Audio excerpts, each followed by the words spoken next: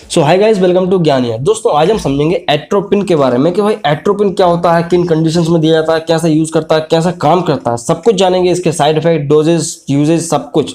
So video को देखते रहिए, बहुत कुछ आसान भाषा में बताया तो आपको समझ में आएगा। दोस्तों यहाँ पे एट्रोपिन क्या है? एट्रोपिन एक ड्रग है जो कि है कौन, नॉन सिलेक्टिव मस्कुलाइन एसिटिलकोलिनर्जिक एजेंट कहलाता है। ये इसका कैटेगरी है, थोड़ा बड़ा नाम है, नॉन सेलेक्टिव मस्कुलाइन एसिटिलकोलिनर्जिक एजेंट। तो खैर इसको आप अभी थोड़ा इग्नोर करो। बात करते हैं एट्रोपिन की, तो एट्रोपा बेलोडोना नाम के एक पौधे से इसको एक्सट्रैक्ट किया जाता है। ठीक है भाई, अब ये केमिकल आया है किसी के हाथ में, कंपनी के पास, तो कहाँ से आया? बेलोडोना, एट्रोपा बेलोडोना जो वृक्ष होता है उससे इसको प्राप्त करते हैं, और कई बार इसको लैब में भी सिंथेटिक करके बनाया जाता है। तो इस तरह से ही बन जाता है। अगर बात की जाए एट्रोपिन की, तो मार्केट में जो ड्रग आता है, इंजेक्शन आता है, इसका इंजेक्शन भी आता है, टैबलेट भी आती है, और आई ड्रॉप्स भी आते हैं। इंजेक्शन, टैबलेट, आई ड्रॉप्स, तीनों का काम एक ही होता है लगभग, लेकिन थोड़े अलग अलग सिचुएशन में यूज़ करते हैं।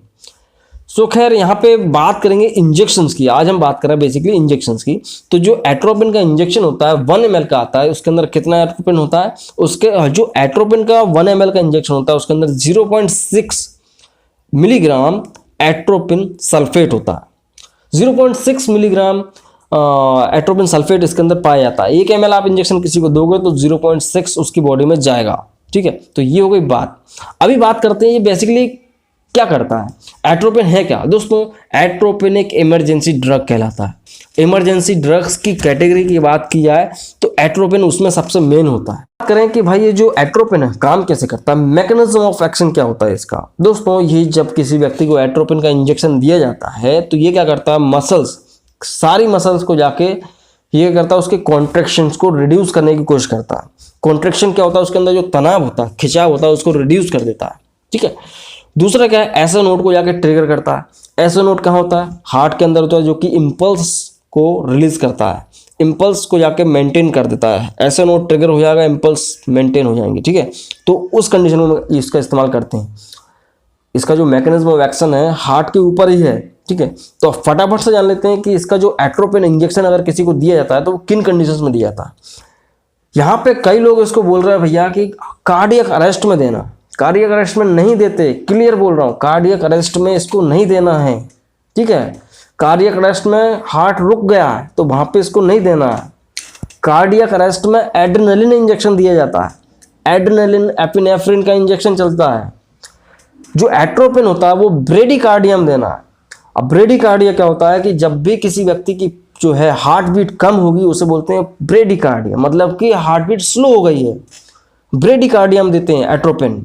ठीक है, ताकि वो थोड़ा मेंटेन हो जाए। अगर ज़्यादा हो जाती है उसे टैकीकार्डिया बोलते हैं। आप पूछोगे, पहले बताता हूँ, टैकीकार्डिया कहलाता है ज़्यादा होना।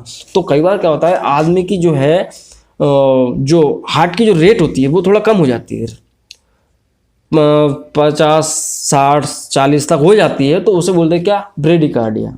ठीक है, लगभग 70-80 होना चाहिए, लेकिन उससे कम हो गई है, ब्रेडिकार्डिया। अगर किसी व्यक्ति की हार्ट रेट कम हो गई है तो उसको ये एट्रोपिन दिया जाता है, टैबलेट फॉर्म में, इंजेक्शन फॉर्म में, किसी भी फॉर्म में।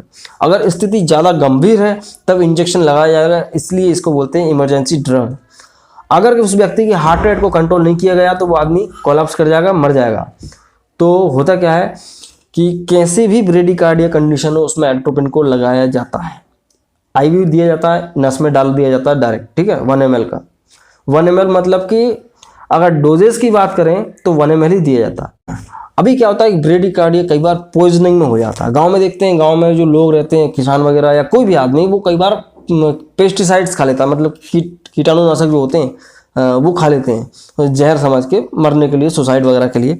तो उनको लाया जाता है हॉस्पिटल में, लावाज वगैरह करके उनका जो भी मॉलिक्यूल्स होते हैं, जो भी कंटेंट होता है वो निकाल देते हैं। फिर उसी टाइम पे एट्रोपिन भी दिया जाता है, क्योंकि ये जहर खाने से क्या होता है कि ब्रेडिकार्डिया में डेवलप हो जाता है, आदमी की हार्ट रेट स्लो हो जाती है। तो उस हार्ट रेट को भी मेंटेन करना जरूरी है। उस कंडीशन में भी ब्रेडिकार्डिया कंडीशन बन जाती है और फिर एट्रोपिन देना पड़ता है। उस कंडीशन को क्या बोलते हैं, एट्रोपिनाइजेशन।